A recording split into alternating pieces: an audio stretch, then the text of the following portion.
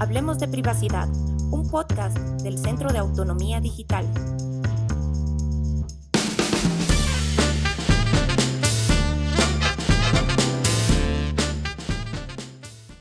Buenos días, buenas tardes, buenas noches, depende desde dónde nos estén viendo y cuándo. Bienvenidos a nuestra nueva entrega del podcast Hablemos de Privacidad. Mi nombre es Sara Zambrano y hoy día estaremos hablando acerca de las violencias en contra de niñas y mujeres en los entornos digitales. Precisamente para hablar de este tema, hoy día contamos con la presencia de nuestras invitadas. Bienvenidas, chicas, gracias por aceptar la invitación. Sí, igualmente comentarles que este es nuestro segundo capítulo y en este capítulo justo vamos a hablar de la violencia contra niñas y mujeres en entornos digitales. Por ello también nos acompañan Jessica y Lois para justo como intercambiar opiniones sobre lo que está sucediendo en esta problemática en el Ecuador. Y por otra parte, les invitamos a seguirnos en nuestras redes sociales. Estamos en Instagram, en Twitter, en YouTube. También estamos en Mastodon. Nos pueden encontrar como somos CAT, somos_CAT, y pues nos pueden seguir, dar sus comentarios, también sugerencias para otros posibles temas que les gustaría que abordemos en estos podcasts, ¿no? De Hablemos de Privacidad. Bueno, me presento nuevamente, mi nombre es Carla, si ya nos vieron en el anterior podcast que hablamos sobre seguridad digital, también les invitamos a poderlo ver y nos gustaría que ustedes mismas se presenten y nos cuenten como qué están ustedes haciendo en sus procesos, no sé, académicamente, qué es lo que ustedes ahorita se encuentran como que activando básicamente. Buenos días con todos y con todas. Bueno, yo pertenezco a una comunidad indígena. Inicialmente voy a dar un saludo en mi idioma materno. Imanaya tukui kunawan, yupaychani kikin kunawan kaisha mushkamanda, chinamanda tukuya alida kapanajoshu. Yuka Jessica Morales Mikani, Fundación KISS, Hatutandanaku y Mamapusha Mikani. Hola con todos y con todas, soy Jessica Morales. Soy ingeniera en sistemas, me especialicé en ciberseguridad. Tengo dos pasiones, uno que es la gestión de proyectos y la ciberseguridad. Actualmente soy directora ejecutiva de la Fundación KISS. Es una fundación académica, su nombre es Quichua Institute of Science, Technology and Humanities. Somos una red de profesionales cuyo objetivo principal es brindar soporte y solución a las problemáticas de las comunidades, considerando como ejes las ciencias occidentales, los saberes ancestrales, la tecnología y la innovación. También soy gestora de seguridad de la información en Mutualista Pichincha. Me pongo a las órdenes de la audiencia y de aquí del CAP para cualquier información que quisieran detallar. Gracias por la invitación. Gracias por venir. Bueno, muchísimas gracias también. Mi nombre es Lois Nodiaru, soy una mujer afro-guayaquileña, soy abogada, también actualmente estoy atravesando una maestría en Ciencias Sociales con mención en Género y Desarrollo. Soy técnica docente del Centro de Investigación de Estudios de África y Afroamérica de la UIMPIAU. Y bueno, mis intereses y mis líneas de investigación actualmente se centran en investigación de género, raza y derechos humanos. Justamente a propósito de mi maestría estoy realizando una investigación sobre construcción de identidades de mujeres afro-guayaquileñas, porque bueno, yo misma soy una mujer afro-guayaquileña y he crecido en un contexto de exclusión de género y racial, no urbano. Eso, muchísimas gracias por la invitación, agradecida de estar aquí con este tremendo equipo. Muchísimas gracias. Entonces, chicas, entremos en el asunto. ¿Por qué estamos hablando del tema que hemos planteado el día de hoy, que es violencia contra las niñas y mujeres en entornos digitales? O sea, hoy por hoy nuestras vidas se han movido casi por completo a los entornos digitales, ya sea por temas laborales, educativos, sociales, y como tal las violencias no han quedado exentas de eso. Vemos cómo ya se empiezan a reproducir ciertos tipos de violencia en los entornos digitales con componentes pues, que son propios de la digitalidad, de la virtualidad, ¿no? Que incluso en algunos casos vuelven realmente graves estas conductas. Entonces, por ello es importante que pongamos el tema sobre la mesa, que hablemos al respecto, porque vemos que muchas veces los estados, los gobiernos no atinan a diseñar estrategias para combatir estas violencias y mucho menos para tejer esas redes de apoyo para las víctimas, ¿no? Que están sufriendo este tipo de agresiones. Y además de eso, estamos hablando de este tema porque este 25 de noviembre, como todos los años, se conmemora el Día Internacional de la Erradicación de la Violencia contra las Mujeres. Esto recordando el asesinato de las hermanas Mirabal en el año 1960 en República Dominicana, por órdenes del dictador Trujillo, ¿no? Que es una fecha importante. Pero la fecha es nada más una excusa para hablar de este tema. O sea, este es un tema tan grave, tan importante, que deberíamos hablar de ello constantemente. Entonces, para arrancar con esta conversación, yo les quiero plantear un primer tema. Y es, ¿qué entienden ustedes por violencias en entornos digitales? Ustedes como mujeres, ¿qué entienden en este sentido? Desde mi punto de vista, es cuando no hay como que la información para conocer qué es diferenciar de una violencia, qué es diferenciar como que de un trato cotidiano, qué es no tener como que dónde poder hacer las denuncias en el caso de que seamos víctimas. A veces estos conceptos están normalizados en el sentido de que ya se tiene un conocimiento, pero cuando uno es víctima no sabe diferenciar en qué momento llega a ser víctima de violencia. Bueno, para mí la violencia en entornos digitales es una producción y reproducción de vulneración de múltiples derechos, ¿no?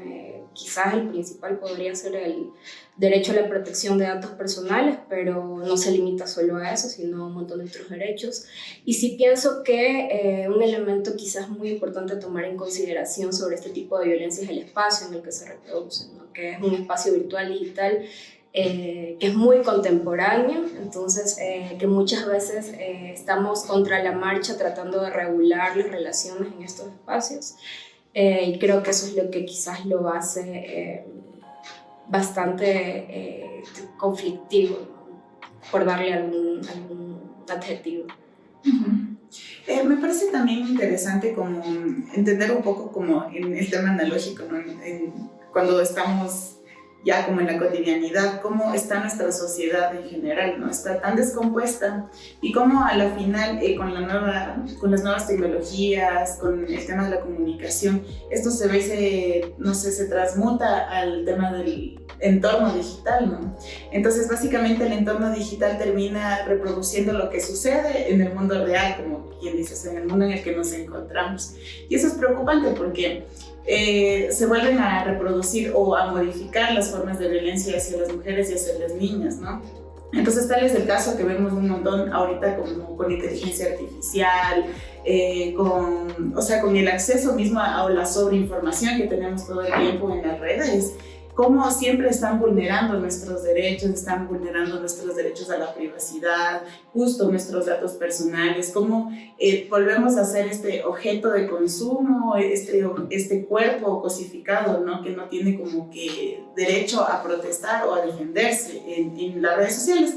Y creo que ahí es un poco más denso, porque a la final, digamos que en el mundo real, digamos, en donde caminamos y toda la cosa, podemos por último acceder, digamos, a la justicia, entre comillas, porque ya sabemos que también es inaccesible. Pero en el mundo digital, ¿quién supuestamente garantiza nuestros derechos, ¿no? O sea, si no sabemos ni siquiera en el anonimato quiénes nos están agrediendo, quiénes nos están acosando detrás como de esta pantalla también, ¿no? Y eso es como que se paró. Ya, y eso es como, perdón. Bueno, perdón, una falla técnica. Pero ya, y eso es lo que finalmente también yo creo que recién se está empezando a discutir, o sea, cuáles son las violencias que las niñas y las mujeres estamos experimentando en este entorno, y también cómo protegernos, ¿no? Porque ya vemos que en realidad el Estado no está haciendo absolutamente nada para protegernos o generar protocolos de prevención, o justo ni siquiera sabemos a dónde ir a denunciar o qué derechos son los que finalmente nos amparan o nos cuidan de que seamos víctimas del acoso, de la violencia dentro de las redes sociales. Y tú mencionaste ahí unos puntos súper importantes, Carlita. Por ejemplo, estaba revisando unas cifras para prepararme un poquito para el programa. Y de acuerdo a ONU Mujeres, 73% de las mujeres que tienen acceso a Internet han reportado haber sufrido violencia en redes, o sea, de cualquier tipo, en algún momento de su vida. Y de ese 73%, estamos hablando de que 1 de cada 5 de esas mujeres viven en países en donde existe poca o ninguna posibilidad de que esos delitos, esas agresiones sean castigados. Entonces estamos frente a una situación particular de indefensión, creo yo, porque a pesar de que sabemos de que la institucionalidad del mundo real, entre comillas, analógico, o sea, está ahí, uno puede poner denuncias, etcétera, no siempre prospera, no siempre ayudan estos mecanismos legales, pero en el ámbito digital es sumamente complejo porque existen ciertas normas que, digamos, caen en zonas grises que, digamos, impiden que los estados o que las instituciones que deberían tutelar nuestros derechos realmente actúen. Porque más prima, yo qué sé, los derechos de la corporación que ya te advirtió los términos y condiciones, ya te dijo cómo era el servicio. Entonces, de ahí a que un ente gubernamental, un ente protector de derechos pueda intervenir, se vuelve un poco complicado, porque prima el derecho de la corporación y de la grande empresa tecnológica que provee el servicio. Pero ahí yo creo que antes, como justo de hablar como el tema de violencias, en el tema digital también es importante como hablar del acceso al internet y el acceso a las tecnologías. Entonces, ¿ustedes cómo han visto o cómo palpan esta realidad? Yo creo que en América Latina existen escenarios específicos y particulares, pero en Ecuador existen otros, ¿no? Ahorita que estamos en una crisis política, o sea, vemos un aumento y crecimiento de la pobreza. Entonces, en ese sentido, ¿ustedes cómo ven justo el acceso de las mujeres al tema del internet, al tema de la tecnología? Ya, solo antes de responder esa pregunta, me quedé pensando en lo que mencionaba Sarita, perdón. Es correcto que, digamos, a nivel del Estado, a nivel gubernamental, existen normas regulatorias que tratan de generar políticas para que nos protejamos, digamos, en el mundo digital. Pero no solo es eso, sino que también es como que traducir un lenguaje legal, un lenguaje técnico hacia el eslabón más débil, que serían los usuarios. Un usuario, una persona normal, final, que está utilizando, digamos, los dispositivos móviles, los equipos electrónicos, los equipos computacionales. Entonces, ese trabajo integral que debe hacer la sociedad, que debe hacer las instituciones académicas, las instituciones públicas, eso es lo que, y privadas, eso es lo que está faltando, hacer como un desarrollo, una disminución del analfabetismo digital, generando herramientas que mejoren el tema de desarrollar habilidades digitales, pero dentro de estas habilidades digitales también exista esta coparticipación para protegernos en el mundo digital. Entonces, yo al menos cuando se mencionaba, o sea, qué tipos de violencia existe en el mundo, o en el mundo virtual, perdón, para esta entrevista, yo quisiera mencionarles cuáles son como que los niveles de violencia en el mundo virtual. Entonces, esta investigación es realizada por UNPA, la unidad, más adelante les digo las siglas, pero lo interesante aquí es que presenta una herramienta que es el violentómetro virtual. Entonces, donde a través de esta herramienta hace como una categorización de los tipos de agresiones en el mundo digital que podemos tener. Entonces, en primera instancia menciona la exclusión virtual, los insultos electrónicos, la violación de derechos humanos, el acecho, utilizando las herramientas tecnológicas, el hostigamiento virtual, la suplantación virtual, la difamación virtual, la ciberpersecución, sextorsión, la difusión de contenido íntimo sin consentimiento y finalmente que sería la trata virtual de personas. Traigo esta colación porque al menos desde que empecé a hacer la organización y desde que empecé a indicar que soy alguna representante dentro del campo de ciberseguridad, personas se empezaban a comunicar conmigo para indicarme de que habían sido objetos de este tipo de violencias, incluso comentándome de los problemas que fueron ocasionados en su vida personal, por no conocer o no saber diferenciar cuando ya uno es víctima de este tipo de abusos, y por el otro lado es qué hacer, cómo actuar. Entonces, para eso quería como que para indicar, y en tal caso aquí en este espacio, si bien ahorita estamos discutiendo, es importante que se sigan haciendo este tipo de reflexiones, porque así, utilizando, digamos, estas herramientas, las personas pueden decir, ya listo, acá me puedo apoyar, acá puedo llegar, no conozco, pero al menos ellos me pueden guiar, porque no hay ese tipo de iniciativas, al menos en nuestro país. Tal vez con mayor fuerza será en Argentina, Chile, que están, digamos, un poquito más en el activismo. En cambio, nosotros recién estamos empezando, como lo acaba de mencionar Carlita, con una ley de protección de datos que recién sacaron en el 2021, recién la semana anterior, recién en esta semana salió el reglamento, no sé si vieron, así que no falta todavía que se institucionalice un organismo que regule y que verifique el cumplimiento, pero se dan cuenta, recién nuestro país está realizando eso, entonces falta mucho trabajo por realizar, en el sentido de que todas las personas estemos en conocimiento de qué es lo que cómo podemos defendernos en el mundo digital. Y yo creo que hablaste de algo importante, o sea, mencionaste algunos tipos de violencias que podemos vivir en el ámbito digital. Y yo creo que en el mundo, digamos, real, bueno, te repito entre comillas, tal como sucede en lo digital, en lo real, en lo digital también las mujeres llevamos la peor parte, creo yo. Y ahí me quiero dirigir un poquito más a Lois. ¿Cómo crees tú que, o sea, las mujeres vivimos las violencias en el ámbito digital? Porque todos estamos expuestos. Porque, o sea, lo digital es masivo hoy en día, todos estamos ahí, ya sea por obligación, por gusto personal, pero, o sea, ¿cómo crees tú que particularmente afecta a las mujeres este tema de la violencia en redes?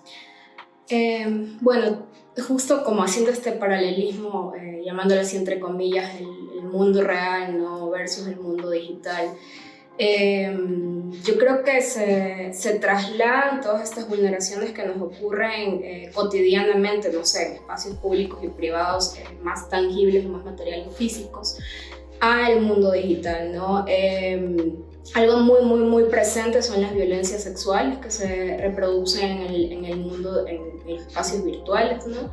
Que es como quizás lo más presente, lo más común en las discusiones sobre violencia digital hacia mujeres, específicamente hacia mujeres, en niñas, adolescentes.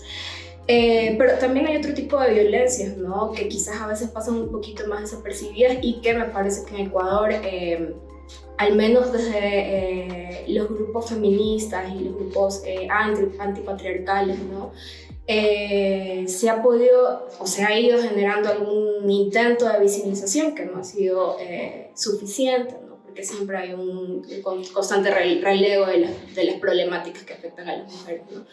Pero me parece que la violencia política en espacios digitales ha estado muy presente, y sobre todo en estos contextos de elecciones constantes que hemos tenido, elecciones presidenciales, elecciones seccionales, en donde, exactamente, entonces, claro, hemos alcanzado, por ejemplo, una obligatoriedad de paridad de género en estos espacios de política más formal, pero esa paridad vino con sus consecuencias, ¿no? Entonces hemos podido notar, más allá de simpatizar o no con determinada candidata, hay candidatas con las que yo no simpatizo para nada y he podido notar que las han violentado, y eso hay que reconocerlo. Entonces es súper fuerte, porque sí se puede notar una clara distinción, ¿no?, de cómo se trata a un hombre que está practicando política formal versus a una mujer que está practicando política formal. Normalmente los comentarios, las críticas, las noticias, el papel de la prensa, de los medios comunicacionales ha sido fundamental también. Los comentarios sobre mujeres en estos espacios políticos giran en torno a su apariencia física, su aspecto físico, lo que llevan puesto, cómo están maquilladas, mientras que sobre los hombres quizás eso no ocurre tanto, ¿no?, a excepción de, por ejemplo, si son hombres racializados, que ahí ya entran en otra lógica, ¿no?, de masculinización. Pero claro, con hombres blancos mestizos o mestizos no ocurre tanto esta cuestión de juzgamiento con base a la apariencia física. Entonces, claro, hay personas que pueden decir, no, pero sí, o sea, sí se está comentando sobre el intelecto de estas candidatas o de estas personas que ya ocupan estos cargos específicos, pero también se está comentando sobre esto, o sea, ¿qué tiene de malo, no? Lo que tiene de malo es que sí hay una diferenciación, entonces ahí hay una vulneración sobre, por ejemplo, al principio mencioné el derecho a la protección de datos personales, pero otro derecho que podríamos mencionar ahí es el derecho a la igualdad, ¿no? Uno de los derechos más básicos. También quería mencionar, justo a propósito de lo que estaban hablando un poquito antes, que hay ciertas herramientas legales, ¿no? O sea, todavía falta construir muchísimo más, pero hay ciertas herramientas legales para cesar o para exigir algún tipo de reparación respecto a alguna vulneración de derechos en estos espacios digitales. No sé, por ejemplo, ya en nuestra Constitución nos reconoce toda la Carta de Derechos que se pueden vulnerar en estos espacios, pero también tenemos estas leyes más específicas como la ley que acabas de mencionar, ¿no? De protección de datos personales. También tenemos dos delitos, por ejemplo, la tipificación de dos delitos en el COIP, que es el de delito de intimidación y el delito de hostigamiento. También tenemos acciones constitucionales como el habeas data. De hecho hay un caso súper importante en la Corte Constitucional, me parece que el 2021, no recuerdo el año, pero justamente sobre una persona, una mujer que demandó a otra porque tenía en su posesión y también porque difundió fotografías que fueron calificadas como de carácter de datos altamente sensibles, ¿no? Porque eran fotografías muy sensibles. Y declararon con lugar la demanda y pues dispusieron la reparación de esto. Entonces, claro, hay ciertas acciones, todavía faltan muchísimas más para la protección de otro tipo de vulneraciones de derechos que también se reproducen en estos espacios digitales. Pero justamente, nada, era como para mencionar enfatizar que estoy como bastante de acuerdo con lo que acabas de mencionar sobre, claro, tenemos estas herramientas, pero ¿qué es lo que nos hace falta? Acceso a la justicia, o sea, el derecho a acceso a la justicia, ¿dónde está? ¿Cómo accedo a estas herramientas legales? ¿Quién accede realmente? ¿Quién conoce estas leyes? ¿Cómo se contrata un abogado? ¿Cuánto cuesta un abogado? Que no está al alcance de todos, a pesar de que se hable de que la justicia es un derecho para todo el mundo, no es así. La justicia, o sea, sirve a las personas que tienen el privilegio de poder mantener estos procesos que son tan largos, tan costosos, que entonces muchas veces estas violencias quedan en nada porque finalmente no voy a tener plata para pagar abogado, no me voy a poder salir de mi trabajo para tener que ir a las distintas pericias, etc. Entonces, claro. Y lo otro es que no recibes una correcta asesoría cuando tú buscas a la supuesta persona que te puede guiar, porque eso igual pasaba que a veces ya las personas que están dentro del negocio no te asesoran de manera correcta y tú por el desconocimiento, entonces te dejas asesorar mal y ya incluso si es que tenías todas las ganas, las intenciones de hacer la denuncia, ya se queda ahí. Claro, es como que te rindes así, sí. Porque aparte también vivimos en un sistema judicial revictimizante. Entonces justo teníamos esta discusión de, o sea, ¿qué sucede cuando yo quiero hacer una denuncia y en realidad estoy hablando sobre, o sea, y necesito denunciar algo sobre donde están mis fotos íntimas o justo material hiper mega sensible? ¿Por dónde tienen que pasar ese material, o sea, esas fotografías, todos esos productos? ¿Por qué manos? O sea, ¿quién es la persona que va a hacer los peritajes? ¿Quién es la persona que va a entrevistar? O sea, es un sinnúmero de gente que tiene acceso a mi intimidad. Entonces, bajo ese paraguas, prefiero pues, o sea, solamente quedarme en el silencio, ¿no? Y esa es una de las cosas que también podemos ver en cómo finalmente la divulgación del contenido íntimo de mujeres afecta de manera súper densa en el tema social, digamos. Porque, por ejemplo, una de las cosas que recién pasó es lo que pasó en Guayaquil, donde un vigilante filtró un video de una pareja teniendo relaciones sexuales. Y la cuestión es que quien se vio más perjudicada en este acto fue la mujer, porque y en cambio el hombre, no, el varonil, el duro, el macho, claro. Y la mujer, todo lo malo, ¿no? O sea, cualquier cosa que pueda denotar lo peor, así. Entonces, finalmente la chica terminó perdiendo el trabajo, toda la gente sabe quién es, toda la gente le ve, y en realidad los señalamientos no es hacia él, sino es hacia ella. Y claro, ahorita yo tengo entendido que ellos denunciaron y demandaron como justo al municipio por una parte y por otra parte el vigilante que fue la persona que filtró los datos. Pero también los comentarios de las personas es como súper moralista, ¿no? Así como de, ¿Y por qué tú estuviste haciendo eso? O sea, encima más denuncias, o sea, ¿qué te pasa? O sea, no existe ningún nivel de sensibilidad sobre el tema del cuidado de nuestra privacidad, ¿no? O sea... Pero ya que tocaste ese Ajá. tema, Perlita, o sea, algo súper interesante que también creo yo forma parte de las violencias en redes es que, digamos, sucedió este hecho, se difundió el video, pero es que es del morbo de la gente, o sea, es una falta de sensibilidad como personas que tenemos también, porque todo el mundo era como que, a ver, pasa el video, a ver, deja ver. O sea, si nosotros nos vemos enfrentados, digamos, a uno de estos contenidos sexuales que son difundidos sin el consentimiento de las personas involucradas, o sea, hay que poner un pare, hay que saber detener ese tipo digamos, de materiales o su difusión sin consentimiento, pero vemos que eso no existe y es algo que sucede precisamente por la digitalidad, por la virtualidad, porque capaz por medios analógicos sería mucho más complicado compartir ese material, pero precisamente los medios digitales facultan o permiten que esas cosas sucedan. Entonces, en ese sentido, nosotros justamente hablábamos ayer de que es importante poner un pare, o sea, denunciar en las plataformas, no compartir esos materiales, pero veíamos, o sea, también llegamos al debate que muchas veces las plataformas cuando quieren censurar o quieren moderar contenidos en las redes, terminan atacando también a la corporalidad femenina de un modo, o sea, que no es el correcto. Porque, por ejemplo, te censuran porque sales en la foto y se ven los pezones, o te censuran porque mostraste un poquito de más, pero pornografía infantil, ¿no? exacto, no, o digamos imágenes recontra explícitas, violentas de asesinatos y cosas, eso no censuran, pero si mostraste un pezón, ya, te censuraron, te bajaron la página, entonces eso también es una forma de violencia. Claro, y creo que ahí viene otra parte y algo que ahorita está sucediendo mucho es, ya, digamos que en este caso tú fuiste, o sea, tú estabas ahí y lastimosamente la cámara te grabó y se divulgó el video ya. Pero ¿qué pasa cuando tú ni siquiera das la autorización para que utilicen tus imágenes y utilizan tus imágenes para hacer un deepfake? Que es básicamente hacer un video pornográfico con tu cara y tú ni siquiera estás enterada de qué pasó así.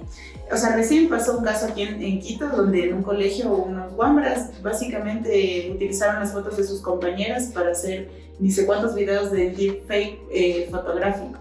Y en realidad ahí no existe ni siquiera el consentimiento de nada, o sea, no sabes que están utilizando tus fotos, no sabes para qué las están utilizando, solamente hacen uso de tu imagen al gusto, así. Y algo que nos llamó la atención, Carita, justo hace que será un par de semanas estuvimos conversando con una colega que estaba trabajando con las unidades educativas municipales, porque estaban enfrentando un problema enorme de que, bueno, en la pandemia se crearon muchos grupos de WhatsApp para compartir las tareas, para coordinar el trabajo, etc. Pero esos grupos se han mantenido. Entonces han tenido muchísimos casos en donde los profesores han accedido a los teléfonos de los estudiantes y hoy por hoy tienen una cantidad impresionante de abuso. Entonces nos comentaba esta colega de que se encuentran mensajes de que el profesor le pide a la estudiante que le envíe fotos íntimas y cuestiones de ese tipo. Y no existen los mecanismos para poderlo frenar. O sea, precisamente por eso vinieron a nosotros para consultarnos, oigan, está pasando esto, ¿qué debemos hacer? O sea, ustedes desde su experticia de proteger los derechos digitales, ¿qué creen que se debería hacer? Porque es algo que ya al municipio se les salió de las manos y no tienen idea cómo contenerlo. Sí, yo lo que quería acotar ahí es que sobre la parte de que cuando ya se está, sin querer, un video se viralizó sin el consentimiento y tenga este contenido que afecta a la reputación de alguna persona, eso sí quisiera aclarar a la audiencia que en el momento en que uno está compartiendo es parte del problema. Si bien nosotros nunca tuvimos la intención de publicar esos videos, en el momento en que nosotros estamos solo compartiendo y viendo, bueno, ¿qué pasó? No, desde ahí, como les digo, somos parte del problema y cuando les decimos que hay que hacer un stop, no es solo indicar qué es lo que se debería hacer, sino que dejar de viralizar este contenido. Y lo otro que mencionaba de que los grupos que se están creando, digamos, en Facebook o en diferentes herramientas, sí, lastimosamente, así como todo, ¿no? La herramienta depende de la persona que está detrás utilizando. Como el típico ejemplo de que si tenemos un cuchillo, el cuchillo tranquilamente puede servir para hacer una comida rica en casa, pero también el cuchillo puede ser utilizado para lastimar a alguien. Lo mismo, las redes sociales se crearon para que exista comunicación entre las personas. Y si es que se creó un grupo para hacer daño a las personas, también pasa. Y concuerdo con lo que acabas de mencionar, Sarita, en que no fue muy lejano, fue el año anterior, en donde una adolescente me comentaba que ella al ingresar al colegio le estaban tomando fotos. Ella estuvo en una escuela en donde fue, digamos, una unidad educativa, en donde estuvo en la escuela y el colegio, sino que se tuvo que pasar a otro colegio. El tema es que ella le estaban tomando fotos, ella no sabía, era estudiante nueva en el colegio. Y cuando pasaban así unas chicas, le pasaban empujando diciendo, ya, eres tú, ya le decían, digamos que esta persona se llamaba Juanita, entonces le decían, Juanita, tú eres Juanita, y ella ni siquiera les conocía a las personas. Entonces una de las chicas le decía, tía Juanita, a ti te marcaron, y no entendía por qué. Entonces en estos grupos de Facebook le estaban tomando fotos ella sin su consentimiento y le subían a las redes sociales para hablar de ella. Entonces ella no sabía qué hacer, porque eso es normal, al menos en ese colegio es normal que esté pasando eso, que se tomen fotografías sin el consentimiento y que se estén hablando de esa persona en esta plataforma. Entonces el tema es que este tipo de violencia sí está pasando. Tal vez cuando a uno no le afecta a alguno de nuestros familiares, es como que lo vemos lejano, ¡ay sí, qué pena! Ya bueno, ya ni modo, sigamos.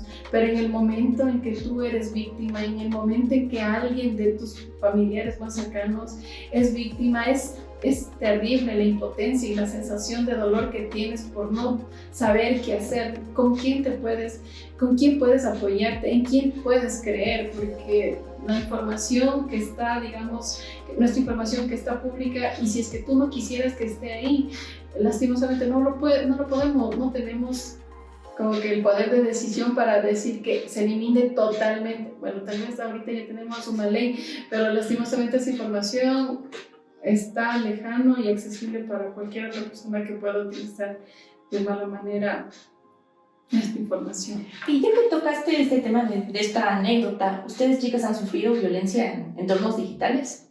O sea, si es que se sienten cómodas de compartir sus experiencias, si no hay problema, pero, o sea, ¿han sufrido ustedes este tipo de ataques? Como entorno digital, no, pero sí como en un entorno físico, y es por eso es que estoy haciendo, o mi interés es, como siento que fui una víctima, entonces siento que puedo dar una voz, un voto con este tema que estoy manejando, ciberseguridad. Entonces siento que puedo ir más allá de solo recomendar, sino que yo puedo hablar desde la experiencia y cómo se puede salir adelante. Es horrible como que ser parte de esa víctima, pero sí se puede salir adelante, sí puedes conciliar con eso, sí puedes solucionar las cosas y ayudar a otras personas.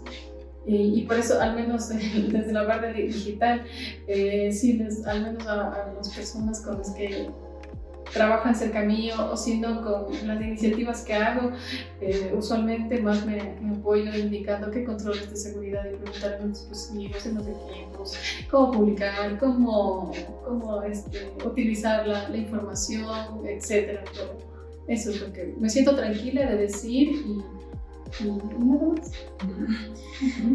Bueno, yo sí he sufrido violencia en espacios digitales, sobre todo ha sido una violencia reactiva, porque hace unos años yo era como bastante vocal sobre mis posturas políticas en redes sociales, particularmente en Twitter. Y sí, como consecuencia de estos posicionamientos activos en este espacio virtual, yo recibía comentarios, ¿no? Y eran comentarios que no eran agradables. Y de hecho, como consecuencia de eso, y también, bueno, en general el espacio violento que cada vez más se va tornando esta red social, todavía no se llama Twitter, pero sí. Pero pero sí, como consecuencia de esto y del ambiente en general de violencia que cada vez más se acrecenta, claro, yo tomé la decisión de ya no utilizar Twitter. Lo tengo, pero ya no lo utilizo. Y es súper fuerte pensar en eso, ¿no? De cómo nos privamos, o sea, en los espacios físicos. Ajá, en los espacios físicos nos privamos. Y es lo más fácil, es como que rechazar y decir no. Y no es lo adecuado. Exacto. Las otras generaciones vienen y la respuesta para solucionar este tipo de problemas es como decir no. Me limito y sigo mi camino programado, no, pero... Es súper fuerte porque, claro, es pensar qué tanto realmente está cambiando de lo que ya nos pasa cotidianamente en estos espacios más materiales a lo que nos pasa en los espacios virtuales, ¿no? Yo me he privado también, como, bueno, ya no paso en esa esquina porque me han dicho cosas o, no sé, por ejemplo, una cosa muy curiosa quizás, yo vivo aquí en Quito desde hace un año, por la maestría, y en alguna clase que tuvimos en algún momento en la maestría, estábamos hablando porque era como una cuestión de geografías y espacios, entonces estábamos hablando de cuáles eran nuestras percepciones del espacio cercano a la universidad, o bueno, los espacios que habitamos comúnmente acá, en relación a violencia de género. Hubo personas que dijeron que bueno, que no sentían, personas que no eran de Quito, que decían que bueno, que no sentían mayor cuestión con violencias de género acá, que la verdad es que se sentían más cómodos, etc. Y en realidad lo que se estaban refiriendo particularmente era acoso callejero, ¿no? Porque bueno, yo dije en ese momento, sí, efectivamente nunca he sufrido acoso callejero acá, pero sí he sufrido otro tipo de violencia, ¿no? Pero claro, justo una semana después, hasta ese momento yo siempre había caminado a las calles acá acompañada de mi pareja, de mi novio. Una semana después yo empecé a caminar sola por cuestiones ya de trabajo, entonces bueno, me movilizaba caminando sola. Y el primer día en que empecé a caminar sola fui víctima de acoso callejero. El segundo día también, el tercero también. Entonces fue como, wow, claro, era porque estaba acompañado de un hombre que no me estaba pasando esa violencia en particular, ¿no? Entonces, sí me parece curioso pensar en cómo eso también se traslada, ¿no?, a estos espacios virtuales, en donde, bueno, ya me da miedo caminar por esta calle sola, me da miedo traducirlo a, bueno, me da miedo usar esta red social porque me van a violentar o me van a atacar. Entonces, es súper fuerte, ¿no?, estas privaciones que te puede generar todo este hostigamiento, este acoso, este cyberbullying también, que se genera en estos espacios digitales. Ajá, y, o sea, creo que en ese sentido, todas hemos experimentado, yo creo que todas las mujeres hemos experimentado violencia. Tal vez a veces no sabemos cómo detectar la violencia y tal vez ahí podemos decir no lo sé, pero en realidad estamos en una estructura súper machista, muy patriarcal, y en ese sentido obviamente en las redes sociales creo que se siente de otra forma, ¿no? Porque ahí aparte exploras un poco más la intimidad de las personas y tienes más acceso a la privacidad de la gente, porque normalmente siempre estamos compartiendo como las cosas que comúnmente hacemos, ¿no? Y en ese sentido siempre hay algún loco desatado que ve una foto tuya y te pone ahí, o sea, un X, así te pone una foto de... Te llegan invitaciones, sí, fotografías de sí, o te envían fotos. Eso, a mí me pasó eso particularmente. Me acuerdo que yo creé mi cuenta de Instagram hace, no me acuerdo, 4 o 5 años, y fue por temas laborales, porque yo en esa época quería empezar a trabajar en el tema que yo estudié, que es producción de cine, entonces vamos a difundir mi trabajo por acá. Y claro, también me puse a conversar con ciertas personas que se movían en este mundo del arte y tal. Estaba hablando con un tatuador, me acuerdo, mexicano, pues un hombre re talentoso y hablando, todo bien. Y de repente, ¿sabes? Foto de un pene con perforaciones. Fue como que, oye, y o sea, el tono afable, el tono amigable que tenía este tipo, de repente cambió y fue como que ya vas a decir que no te gusta. Como que bien que debes pedir que te envíen estas fotos todo el tiempo, bien que te gustan, o sea, ¿por qué te haces la difícil? Y fue como que, ey, aguanta. Entonces, en esos momentos fue como que solo bloquear y salir y espantarme, pero es como que hay distintos niveles de violencia en lo digital, pero muchas veces creo yo que se traduce hacia el tema de lo sexual. Uh-huh. Ajá. Sí, yo recuerdo que o sea, es como que en Instagram sigues así a full gente, ¿no? Y específicamente estaba siguiendo a una ilustradora que hacía contenido feminista con enfoque de género y demás, que hablaba sobre el tema del sexting, entonces, y del Tinder. Entonces, básicamente fue gente comentaba y eran así como comentarios chistosos. Entonces, yo me animé a comentar 5 doritos después. Mensajes al interno de hombres, así como poniéndome yo, que ni sé qué, que ni sé cuántito. Entonces es como que, o sea, ya no puedes ni siquiera comentar, no puedes hacer nada, ni siquiera puedes subir tus fotos, porque tengo casos de amigas que tienen sus cuentas públicas en las redes sociales porque en realidad viven de su imagen, son periodistas y es lastimosamente ahorita vivimos en un mundo que se maneja bajo las redes sociales. Ya utilizaron sus fotos para crear cuentas de OnlyFans, todo el tiempo están denunciando que han creado cuentas en Instagram donde están ellas y que venden contenido sexual y ellas están diciendo como de no soy yo, por favor denuncien. Hay otras que comúnmente les llega como este contenido explícito que no consintieron ni pidieron y en realidad esto me gustaría como un poco leerlo. Esta es una investigación que hicieron una colectiva que se llama Taller Comunicación Mujeres, que muestran que en el contacto con finalidad sexual con niñas, niños y adolescentes por medios digitales, es el cuarto delito relativo a violencias sexuales y registra el mayor número de denuncias a nivel nacional con 618. Después está el abuso sexual y después está la violación y el acoso sexual a menores de 14 años. O sea, el tema del acoso en redes sociales y medios digitales, o sea, está alto. O sea, no es como que una cosita que tú dices, hay un fenómeno X que a una que otra le está pasando. Y obviamente no solamente es de las mujeres, sino son a los jóvenes, a las niñas, a los adolescentes.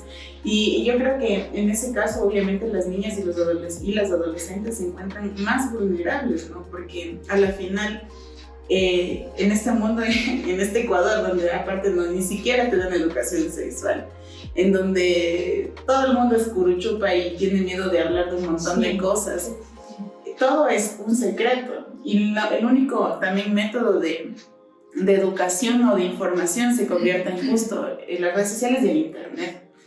Pero justo por eso yo les preguntaba antes, ¿qué piensan sobre el tema del acceso del internet y las tecnologías? O sea, ¿en realidad es importante? ¿Cómo han visto ustedes el acceso justo del internet dentro de comunidades, de barrios, de lugares que no están tan como que centrados en el tema no urbano de la ciudad?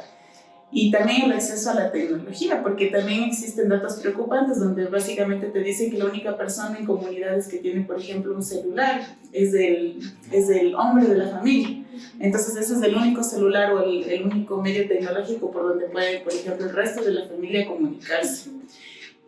No sé, cuéntenme ustedes cómo ven o han palpado como, por ejemplo, ese contexto. Como ya lo hemos conversado, el acceso al internet, a las tecnologías sigue siendo un privilegio. No es algo que es igual para todos, no es algo que tranquilamente podamos tener al acceso. Es más, existe todavía en comunidades lejanas, rurales, en donde ni siquiera hay infraestructura para llegar al acceso a internet.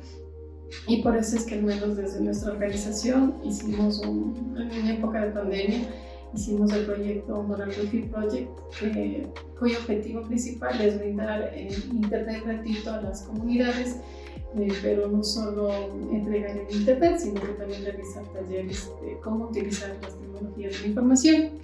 En este proyecto pudimos palpar que no en todas las comunidades hay infraestructura.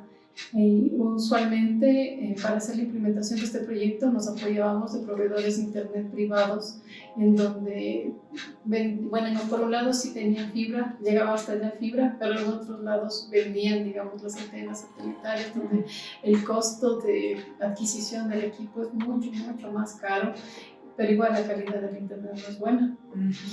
Por otro lado, había instituciones educativas de las comunidades que no tenían internet o no tenían equipos computacionales o tenían, digamos, equipos, pero solo uno, digamos que tenían 30 y de los 30 solo estaba funcionando uno, porque los otros 29 no sabían cómo arreglar. ¿Pero crees que haya afectado de forma particular a las mujeres, o sea, esta limitación en el acceso al internet? O sea, de alguna forma en específico. Claro, más a las mujeres porque cuando queremos hacer, digamos, proyectos de introducción a internet o cómo utilizar las redes, las mujeres son mucho más reactivas para utilizar estas herramientas.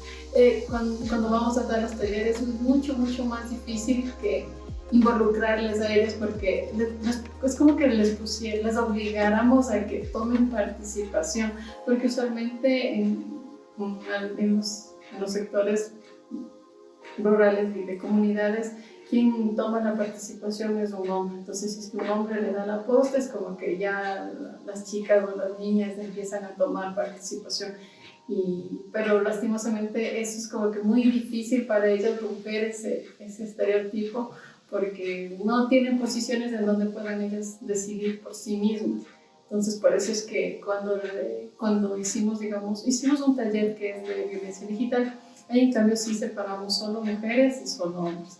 Entonces ya cuando había mayor cantidad de mujeres, ahí es donde sí podían al menos realizar pruebas, empezar a practicar, ya no era no le veían tan distante, tan lejano utilizar las herramientas, por ejemplo. Pero ¿por qué pasó eso?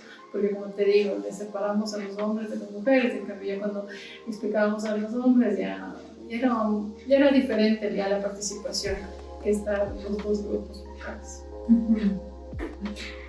Nada, sí, también hay que pensar que hay una evidente feminización de la pobreza, no tengo los datos en la mano, pero es evidente. Que es una feminización que además está ligada a otras condiciones sociales también, ¿no? Entonces, por supuesto que a una mujer, por ejemplo, en condiciones de pobreza incluso, probablemente se le va a hacer mucho más difícil acceder a tecnologías de la información y de la comunicación que a un hombre, ¿no? En comparación, haciendo esta comparación. Un ejemplo de eso es la pandemia, por ejemplo, lo que sucedió con la educación. Exactamente, justo a eso digo, o sea, es indudable que tenemos otro mundo después de la pandemia, o sea, cada vez más se ha acrecentado el teletrabajo, por ejemplo, que eso también ha permitido condiciones de hiperprecarización laboral. Pero asimismo la educación virtual. Entonces, que hay muchas universidades que de hecho o son completamente virtuales o, por ejemplo, trabajan determinados cursos o, por ejemplo, los procesos de ingreso, de nivelación a través de la virtualidad, porque se dieron cuenta que es menos costo, ¿no? Por ejemplo, había universidades que en nivelación tenían a 500, 300 estudiantes, entonces, como no tienen aulas, se les hace más fácil solo abrir un aula de Zoom que se pueden conectar las personas que quieran. Entonces, si bien, claro, eso es una cuestión como de doble filo, por así decirlo, porque habrá gente a la que quizás se le facilite, no sé, las universidades que están en las grandes ciudades del país y a las que las personas de las periferias del país no iban a poder acceder porque ir a vivir hasta esas ciudades era muy costoso. Quizás sea un poco más fácil, comparación de costo de vida en esta ciudad a el costo de internet, que es caro en Ecuador, pero va a ser mucho más económico que vivir en esta ciudad. Pero al mismo tiempo, ¿quién accede, no? Y las condiciones mismas de internet, o sea, solo basta salir de haber vivido en Guayaquil, en Quito, cada vez que salgo de las ciudades, solo salgo de las ciudades y ya, o sea, estoy en la carretera y ya no funciona muy bien la señal. Sí. Entonces, estas cuestiones como de las condiciones de acceso son súper importantes pensarlas desde clave de género y bueno, particularmente en este tema que estamos hablando de cómo afecta a las mujeres este acceso. También pensar que hay cuestiones como feminizadas y masculinizadas, ¿no? Las competencias digitales, sí. La computación, las tecnologías han sido pensadas históricamente como cuestiones masculinas, que ya sabemos que hay un montón de mujeres que han aportado al desarrollo de estas tecnologías, pero lastimosamente la socialización sigue siendo masculinizada. Entonces se me ocurre que quizás por ahí podría haber esa cuestión como de resistencia, ¿no? Quizás no, esto no es un espacio en el que yo debo estar, ¿no? Entonces mejor me alejo, mejor no quiero aprender, por ahí podría ser alguna cuestión así,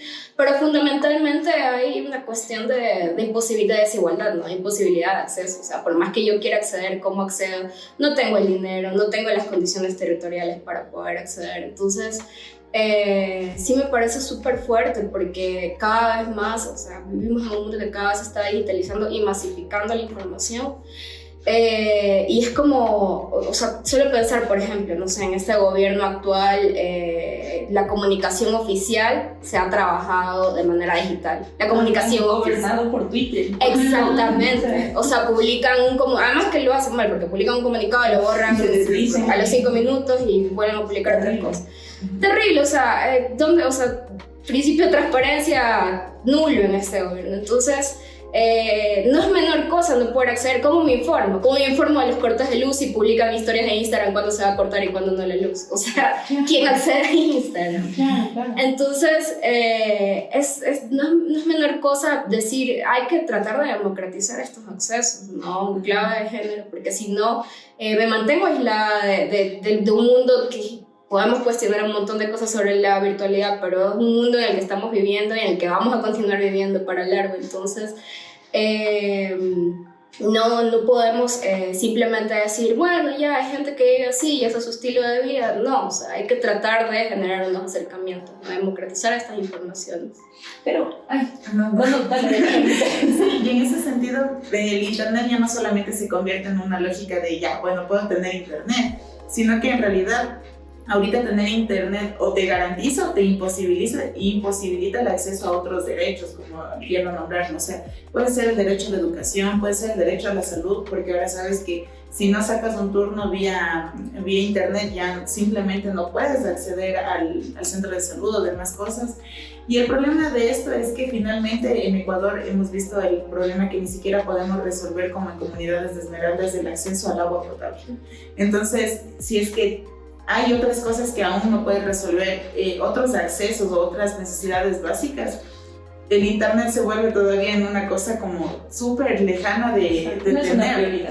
Claro, no es una prioridad. Y algo que también me parece interesante como justo, bueno, ya, ok, ponemos y le ponemos Internet a la comunidad, pero ¿cómo hacemos justo para no reproducir estas perspectivas occidentalizadas e incluso eurocéntricas y colonizadoras, digamos, en donde finalmente vuelves a reproducir el uso de la tecnología desde estas perspectivas, no sé, violentas, o utilizas la tecnología solamente para acceder a determinado contenido que puede ser pornografía o puede ser otras cosas, sino más bien cómo trabajas con una comunidad o con un espacio o con un barrio para en serio pensarnos en la tecnología y en el acceso de Internet y a la información desde otros lugares anticoloniales, antipatriarcales, lugares más seguros donde podamos estar y evitar. Y en ese sentido creo que el Internet hay que verlo como un territorio, así como vemos nuestros cuerpos, literal, en Internet es lo mismo, o sea, es un territorio el que tenemos que evitar pues para poderlo cambiar, porque si no lo evitamos simplemente lo que sucede es justo, ¿no? Que hay otras personas que están hablando de nosotras, de nosotros, de nosotres, y nosotros no tenemos ni siquiera las herramientas para poder decir, no, eso es incorrecto. Claro, pero por eso es importante que la tecnología se empiece a generar desde estas latitudes, o sea, porque algo que sucede o sea, apelando al concepto que usaste de colonialismo, el colonialismo digital es que, por ejemplo, se nos imponen tecnologías creadas, por ejemplo, por las grandes corporaciones, por Google, por Apple, y digamos, de algún modo nos dicen que así es la tecnología, así es la interacción con la tecnología. Pero esta tecnología ya está creada con un sesgo, o sea, estamos hablando de que es tecnología creada en el norte global, capaz con una inclusión muy forzada, pero que no obedece a perspectivas reales de los usuarios finales de esa tecnología. Entonces, por eso es importante que nosotros empecemos a pensarnos la tecnología desde nuestras necesidades, desde, o sea, lo local, lo que nosotros necesitamos, porque capaz o sea, las necesidades mías no son iguales que las de una persona en Noruega. Obviamente no van a ser las mismas. Pero ¿por qué tengo que usar el mismo software? ¿Y por qué me tengo que acoplar a esa tecnología? O sea, es una cuestión que en sí misma, creo yo, ya es violenta. Porque no se está contemplando las necesidades del pensamiento, los saberes de, o sea, todas las personas que estamos en el mundo. O sea, es un poco complicado porque finalmente todo está interconectado ahora y y muchas veces prima este tema de la funcionalidad, de que todo, digamos, o la interoperabilidad, que todo pueda continuar corriendo. Pero, o sea, hay que hacer algo, porque si simplemente nos quedamos con la tecnología tal cual como está, pues vamos a seguir reproduciendo esos mismos patrones, esas mismas lógicas que ya nos vienen impuestos desde afuera. Y que las mujeres también podemos hacer uso de las herramientas, o sea que justo nuestros lugares o nuestros roles no están solamente, yo que sé, en escribir o en producir, sino en realidad en apropiarnos de estas herramientas, digamos. Y eso sí es verdad lo que tú comentabas, porque eso sucede mucho en las comunidades, porque yo alguna vez estuve en proceso de cine comunitario y era para mujeres, y en realidad tenía miedo de, por ejemplo, de agarrar la cámara, o sea, solamente el miedo de tocar. Exacto. Ajá, de decir, sí, yo puedo, porque eso así como de, voy a dañar. Ajá, esto esto yo no puedo. Entonces es, sí podemos, a ver, vamos a hacerlo juntas, sí. Pero para eso sí se necesita como justo una perspectiva colectiva y de acompañamiento con las mujeres y con las niñas, para que justo nos quitemos el miedo que siempre nos han impuesto históricamente, ¿no? Porque también nuestras prácticas o nuestros miedos están justo anclados a eso, a lo que siempre nos han dicho que somos o lo que no somos. Yo quería indicar lo que Sarita decía, que no repliquemos, digamos, lo de como que este conocimiento occidental de cómo se debería utilizar las tecnologías, ¿no? Y eso estoy totalmente de acuerdo, porque si bien ahorita el negocio es que se presenta un software, se presenta un modelo de negocio en donde es necesario utilizar las tecnologías para sacar adelante tu nuevo proyecto que tú tengas. La idea es que ahorita hablemos estas soluciones, pero desde las necesidades.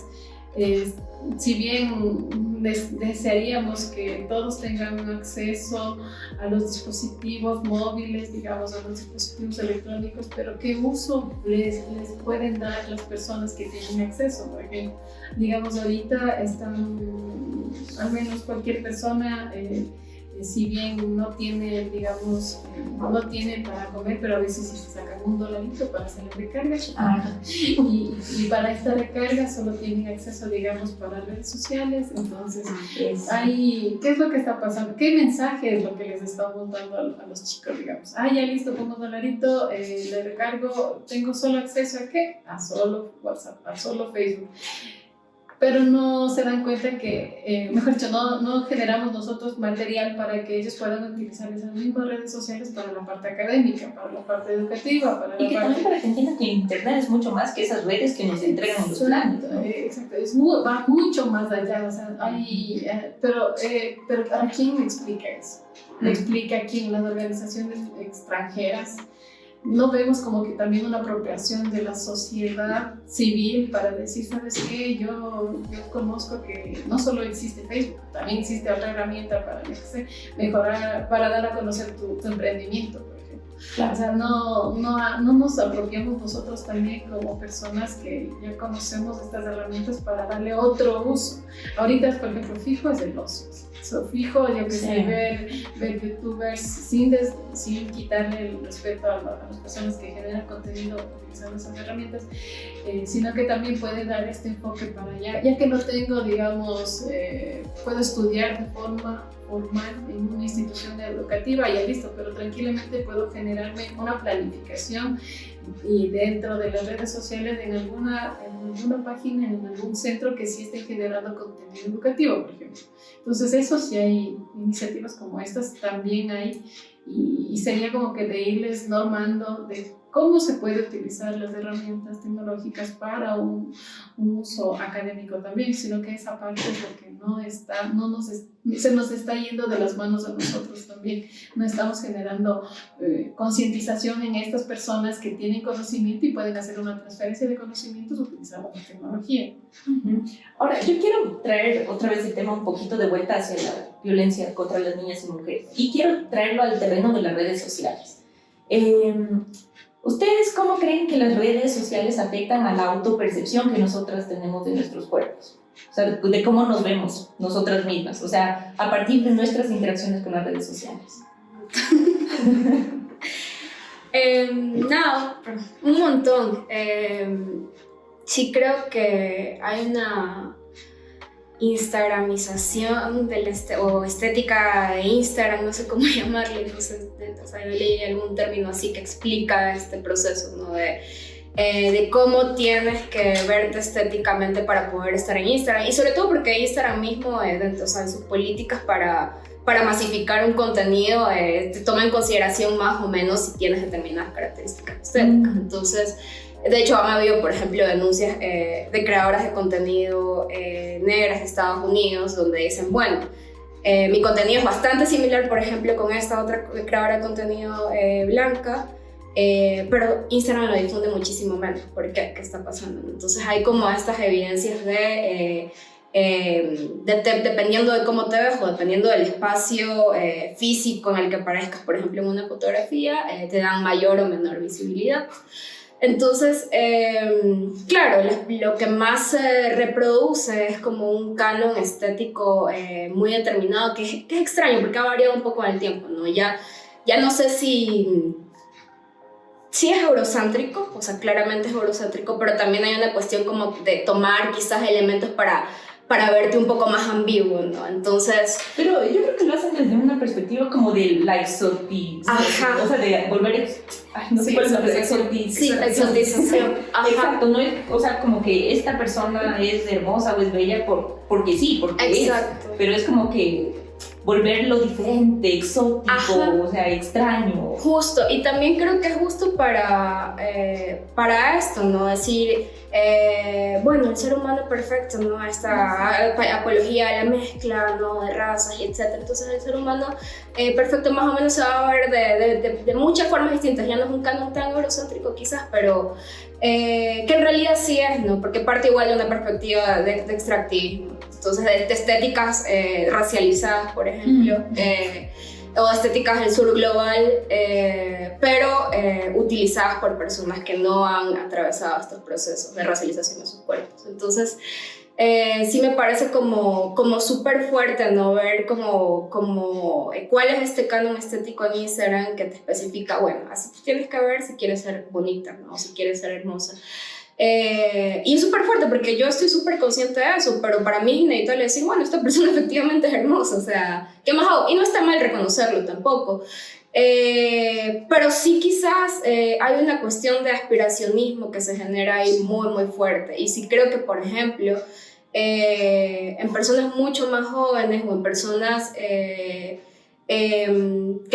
quizás no han tenido estos procesos de acercamientos, ¿no? A otras formas de pensar la belleza, esto permea mucho más fuerte. Entonces hay una cuestión de aspiracionismo súper fuerte que se produce en si yo quiero ser bonita tengo que verme como esta persona, sometiéndome, no sé, por ejemplo, a dietas peligrosísimas, sometiéndome a un montón de procedimientos que quizás sean súper peligrosos para un cuerpo, ¿no? O sea, el otro día justo me encontré en Instagram, o sea, me quedé muchas horas viendo, tengo que admitirlo, porque me salió una publicidad de cirugías en España para cambiarte el color de los ojos. Y yo dije, no, ni fregando, no es verdad. Y claro, o sea, había muchos clientes, hombres y mujeres, pero, o sea, procedimientos quirúrgicos para ya alterar tu físico, ¿no? Entonces, vemos que el rol que tienen las redes sociales en determinar cómo tenemos que vernos, o sea, trasciende o va más allá de lo digital y pasa a lo real, ¿no? O sea, es como también la transformación de la publicidad, ¿no? Pero yo creo que sigue cumpliendo su rol inicial, que es el de marcar los roles, ¿no? O sea, tú estás aquí, tú estás aquí, tú estás acá, ¿sí? Entonces, claro, ahorita es como este término que le dicen esa falsa inclusión dentro de la publicidad, porque obviamente ahorita ya vemos a mujeres, no solo ya mujeres blancas, ¿no? Sino mujeres diversas, de diversas tallas, de distintas nacionalidades, de diferentes colores, ¿sí? Porque ya no es como solamente la blanca eurocéntrica, o tal vez la mujer que sí puede haber sido negra, pero con determinadas características físicas, sino que hay esta diversidad, ¿no? Pero siempre te están poniendo en la lógica del cuerpo consumible, ¿no? O sea, y ahorita ya es como que compra este producto, y haz esto, ¿no? Y en realidad también vemos como la publicidad, o sea, quién se direcciona cuando hablamos sobre temas estéticos, bajar de peso, mejorar la nariz, mejorar el busto y todas esas cosas siempre están direccionadas a las mujeres, versus a los hombres que ni siquiera les salen como que esas sugerencias de publicidad. O sea, el algoritmo está tan pensado desde estos roles, desde estas cosas, que ya, o sea, está como súper programado. Y es súper fuerte, como eso que mencionas de, bueno, esta falsa inclusión de o poner a una persona diferente como token, ahí como, bueno, miren que somos inclusivos. Sí. Pero igual esta persona tiene que ser perfecta, o sea, tiene que ser el doble de perfecta para poder aparecer. O sea, sí, claro, quizás su diferencia es que tiene otro color de piel o que es una persona LGBTIQ+, pero igual cumple con un canon básico de cómo debe ser una persona hermosa, ¿no? Entonces, es como súper fuerte porque sí, creo que se genera más bien esta doble exigencia. Es como, bueno, las personas que han sido históricamente excluidas pueden acceder a estos conceptos de estética, pero van a acceder bajo nuestros términos, no bajo sus propios términos. Entonces es súper fuerte. Y vemos cómo tecnologías adicionales se van generando en función de esto. Por ejemplo, ahora que hay tantos filtros que uno pone, subes la foto, el video y tal.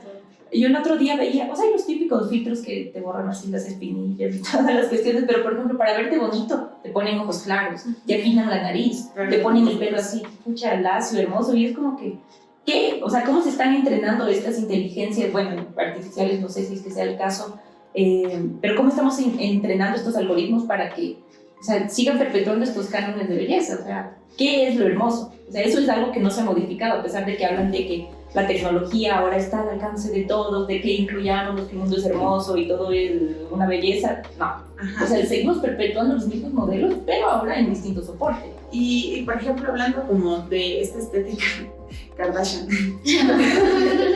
porque en realidad sí marca que antes eran estos cuerpos que no eran, no sé, aceptados, no eran visibles, y que en general como que siempre estaban asociados como las corporalidades negras o afrodescendientes, y ahora ¿cómo es eso? ¿No? O sea, nos cogemos y creemos que determinar, yo qué sé, tener los labios más gruesos o las caderas más anchas o tener estas como características específicas que están muy, muy, muy relacionadas con el tema estético, yo creo que del sur global, así, porque hay un montón de cosas.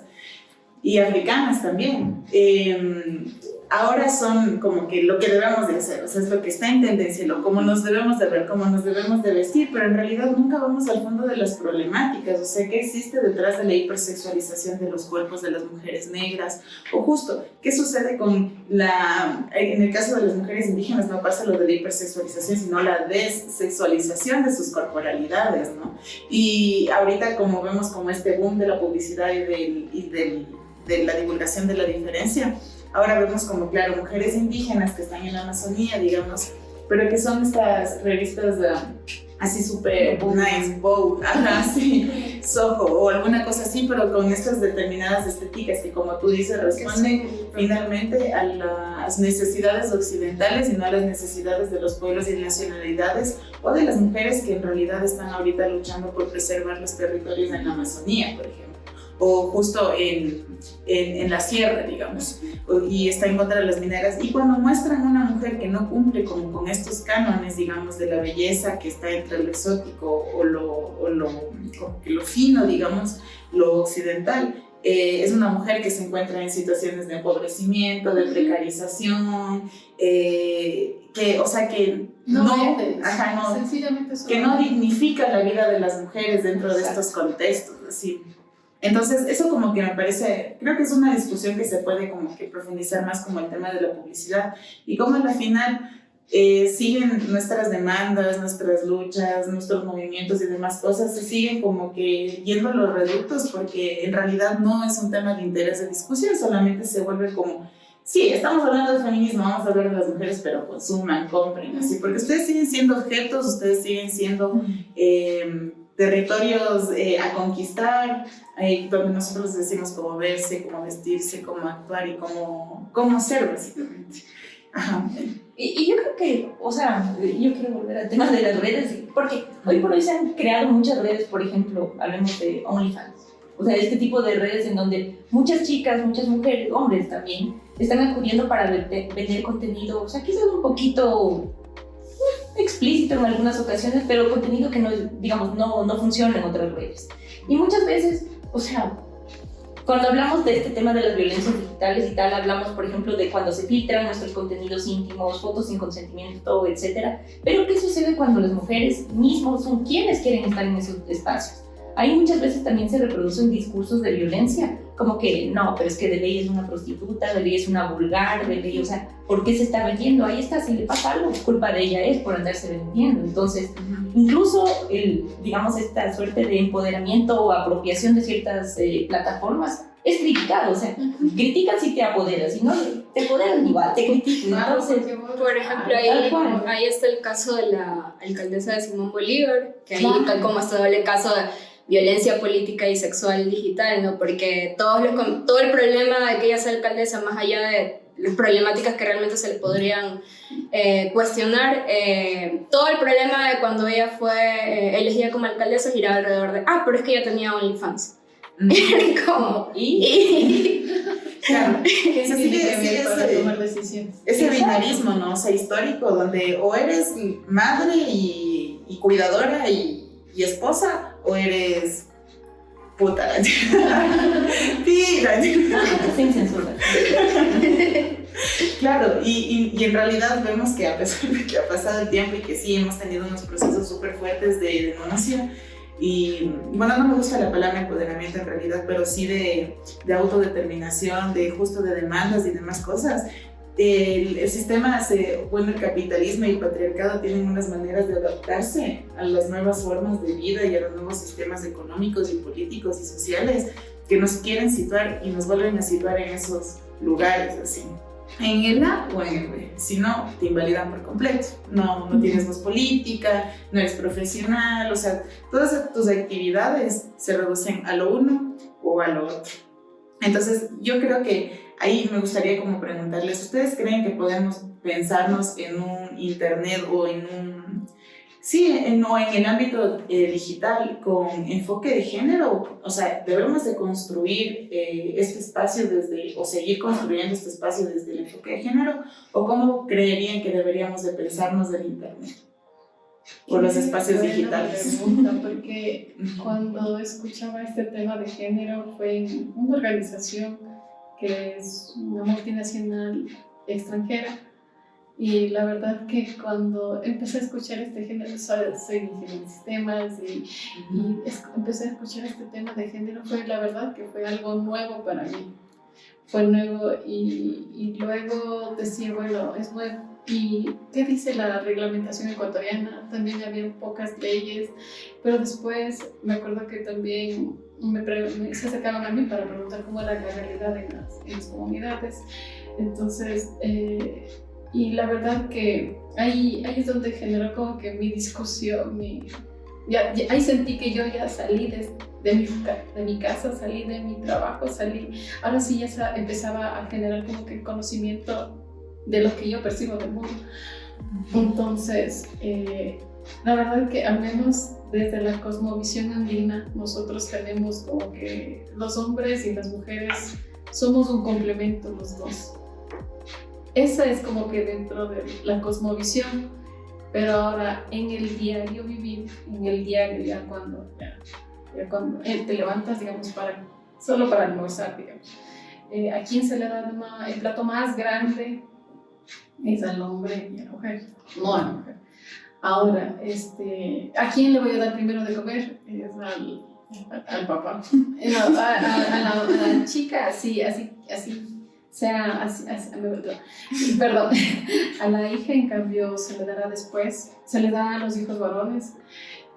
Ahora para la parte de trabajar, ¿quién tiene que ir a trabajar, a sacarse la madre trabajando? Son los hombres. La mujer tiene que cuidar a los hijos, y si es que estudia, bueno, si no, ya ni modo.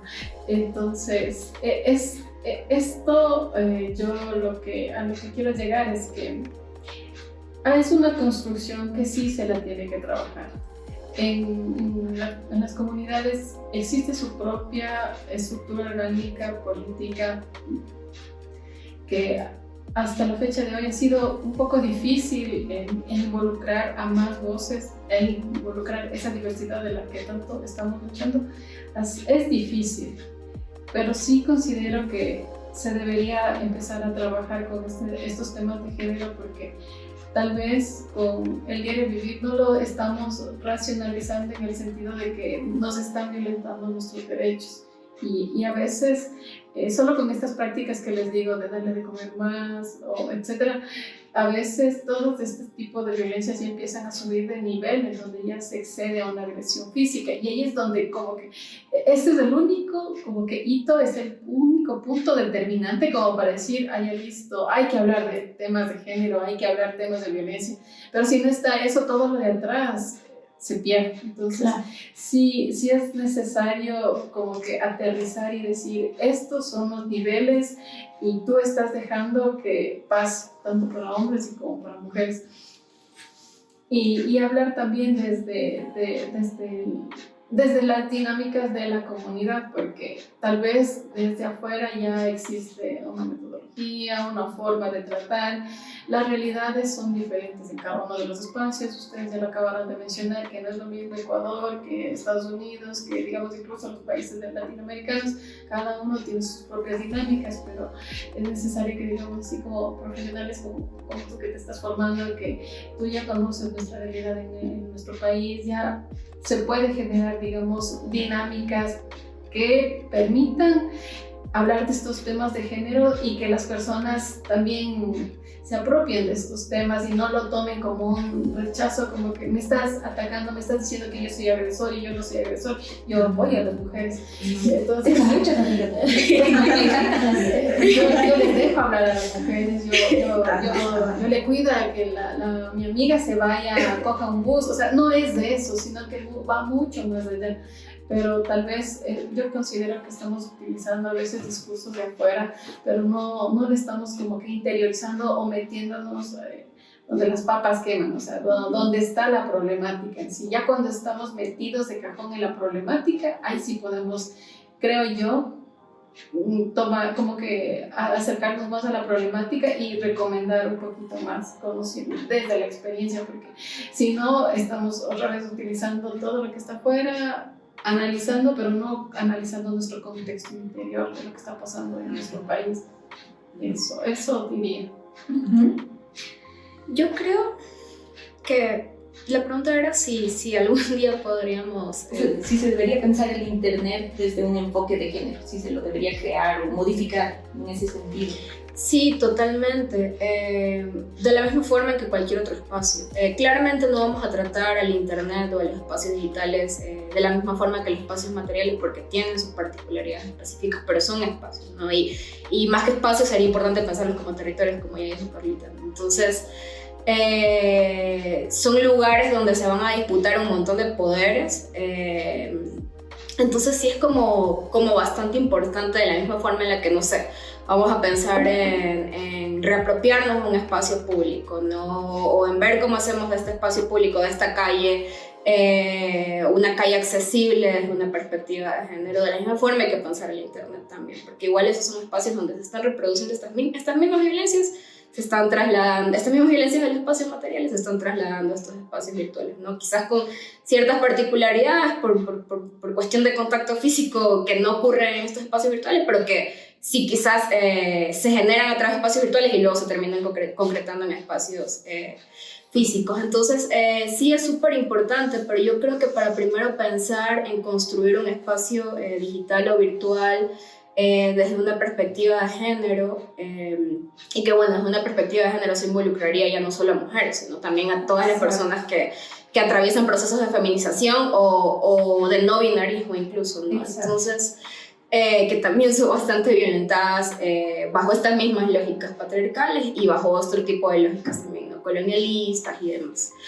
Pero nada, yo creo que primero para pensar en eso hay que pensar en lo que tenemos aquí presencialmente, porque el espacio digital es un espacio que se ha creado a partir de la presencialidad y que está reproduciendo exactamente lo mismo que tenemos aquí en la presencialidad, y en la presencialidad no se han resuelto un montón de problemáticas. Entonces sí hay que pensar, y sobre todo porque yo sí creo que en un contexto neoliberal como en el que vivimos, cada vez más nos tratan de empujar a que vivamos en espacios virtuales, ¿no? A que vivamos por, a través y en espacios virtuales.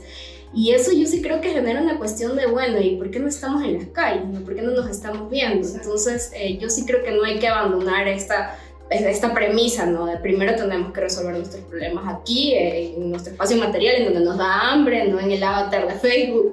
Entonces, eso. Bueno, chicas, estamos llegando al final del programa, ya estamos en los minutos finales y ya a manera de cierre quisiera pedirles palabras finales. ¿Cómo creen ustedes que deberíamos enfrentar este tema de las violencias contra las mujeres en entornos digitales? Brevemente, o sea, ¿qué acciones creen ustedes que deberíamos tomar? Yo creo que la acción principal es seguir luchando. Que aun cuando estés como víctima de este tipo de violencias, no te detengas, que sigas adelante, que sigamos denunciando, sigamos construyendo una red de apoyo aquí, al menos desde el CAR, para que vean que por el otro lado hay personas que sí se están preocupando de hacer valer tus derechos dentro del mundo digital. Los tienes a las órdenes y que sigamos adelante, eso diría. Yo creo que es súper importante trabajar quizás desde dos ejes muy puntuales, que son la redistribución y la reparación, ¿no? Si hay una feminización de la pobreza, si hay una imposibilidad de acceso a estas TICs, es súper importante trabajar en redistribución. Bueno, ¿cómo hacemos que estas personas efectivamente puedan acceder, ¿no? Y también cuestiones de reparación histórica que están súper pendientes, cada vez más pendientes, cada vez pasamos más y más años y se siguen acumulando. Y eso ya involucra pensar en sí, institucionalización. Podríamos tener un montón de una larguísima discusión en la que yo en muchos puntos voy a estar de acuerdo sobre cómo el Estado también nos oprime, pero mientras haya instrumentos internacionales y una constitución que dice que el Estado supuestamente nos tiene que garantizar un montón de derechos, entonces hay que ver cómo hacemos que el Estado nos garantice efectivamente esos derechos. Eso. Sí, yo creo que también es importante, justo ya de lo que ustedes estaban como antes comentando, que si bien es importante hablar sobre un enfoque de género, una perspectiva de género dentro de la digitalidad, también es importante darle un enfoque interseccional a esto, porque evidentemente nuestra realidad no es la misma que la que viven en Estados Unidos, ni en Europa, ni en cualquier otro lugar. O sea, en Ecuador y en América Latina se viven realidades específicas y las mujeres vivimos violencias específicas, ¿no? Entonces, también es como aterrizar a eso y no solamente seguir agendas internacionales y demás cosas, sino generar nuestras propias agendas, generar espacios, nuestras propias políticas. O sea, yo creo que eso, más allá de reproducir, es ya de repensarnos qué es lo que está sucediendo, cómo nos está afectando, digamos, determinadas cosas en el mundo físico como en el mundo digital, y esto también, ¿por qué cosas están atravesadas? No puede ser justo por la falta de recursos económicos, puede estar atravesada justo por la falta de accesibilidad a un montón de servicios más, y obviamente eso pasa en lugares específicos, y eso también está como que muy vinculado ahorita al tema de la violencia que ahorita estamos viviendo en el Ecuador y del cual las mujeres también hemos sido víctimas, porque hay un número alto de femicidios relacionados con el tema del crimen organizado y esto, ¿no? Entonces, yo creo que por ese lado es súper importante como pensarnos justo en estos enfoques interseccionales, en estas perspectivas de género,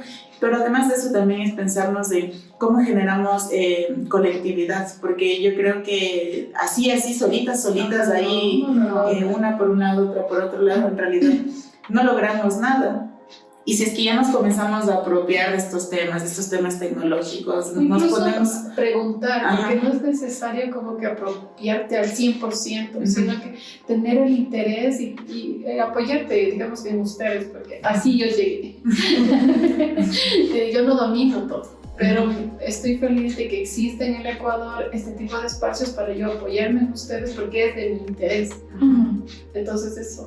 Claro, y eso es súper importante, cómo también accedemos a la información que evidentemente ahorita hemos visto que no existe, que no hay, o que se nos está privando, ¿no? Cómo generar como esos flujos de información dentro de nuestras pequeñas comunidades, de nuestras colectividades, y en serio ya hablar de estos temas que obviamente nos han quitado, nos han relegado legado, que es el tema del uso de las tecnologías y del internet. Yo creo que desde ahí hay que empezar también. Bueno, yo, mi perspectiva personal, yo voy a apelar un poco más a la autonomía, porque los gobiernos ya han dado cuenta de que han fallado y continúan fallando, y yo no veo cómo podrían dejar de fallar en cuanto a proteger nuestros derechos. Entonces, yo parto más del organicémonos, unámonos, o sea, si tenemos que denunciar cosas, hagámoslo, o sea, dejamos esas redes de apoyo, o sea, apoyémonos en nuestras compañeras, en nuestros compañeros, y, o sea, hagamos las cosas por nosotros mismos. Hay los mecanismos, hay las herramientas, tenemos gente valiosísima con muchísimo conocimiento, con muchísimas ganas de cambiar las cosas, y desde ahí se puede empezar. Yo creo que si únicamente nos quedamos pensando en el rol del Estado y papá Estado no me está ayudando, no me está dando lo que yo necesito, no me está protegiendo, pues nada, seguiremos esperando eternamente y esas necesidades no se van a solventar. Entonces, desde las tecnologías también pensarnos de esa manera comunitaria. Si yo me protejo a los que están alrededor de mí, y podemos empezar a tejer esas redes y ir haciendo frente a estas violencias que ya tanto daño han creado. Solo quería hacer como una puntualización, que sí es súper importante, súper de acuerdo con que hay que construir redes comunitarias, pero lo comunitario no necesariamente lo tendríamos que pensar en oposición al Estado, ¿no? O sea, igual podríamos, más bien yo creo que deberíamos estratégicamente pensar, bueno, el Estado me sirve para estas cosas y estos son sus límites, o sea, tener siempre claro cuáles son los límites del Estado y tener claro que igual nos está oprimiendo. Pero estratégicamente, bueno, en este caso sí me va a servir para este tipo de cosas, sí me va a servir porque el Estado igual, y ahí viene la parte de redistribución que decía, igual el Estado tiene la plata, entonces, y necesita, porque una lucha sin plata, no, o sea, ¿qué hacemos sin plata? Es complicado. Entonces, es súper importante tejer estas redes muy comunitarias, muy internas, cada vez tratar de masificarlas igual, porque es importante que crezcan estas redes. Pero quizás pensar también de esta manera un poco más estratégica, ¿no? Hay unos límites del Estado, pero hay unas cosas en las que yo sí voy a utilizar y voy a decir, para mi propio discurso, ¿no? Y para la propia práctica política, esto me sirve y ustedes justamente me tienen que garantizar esto, y dónde están las garantías de esto. Entonces, yo creo que es tratar de, o sea, lo que sea que nos permita poder alcanzar una vida digna, ¿no? O sea, de las mejores maneras sí, pero tratar de hacer todas las estrategias posibles para poder tratar de alcanzar eso, vivir en dignidad, que creo que es la cosa en común que tienen las luchas sociales. Ok, bueno, chicas, entonces hasta aquí llegamos. Ya creo que incluso nos pasamos del tiempo, pero hemos tenido una conversa muy interesante, muy entretenida. Igual espero que hayan disfrutado todos quienes nos están escuchando y viendo. Jessica, Lois, muchísimas gracias por estar acá. Carlita, siempre estás. Y nada, pues les agradezco una vez más y los esperamos en nuestra próxima entrega de Hablemos de Privacidad. Sí, y no se olviden por favor de seguirnos en nuestras redes sociales. Si tienen algún comentario o sugerencia, pues pueden dejarnos en los comentarios.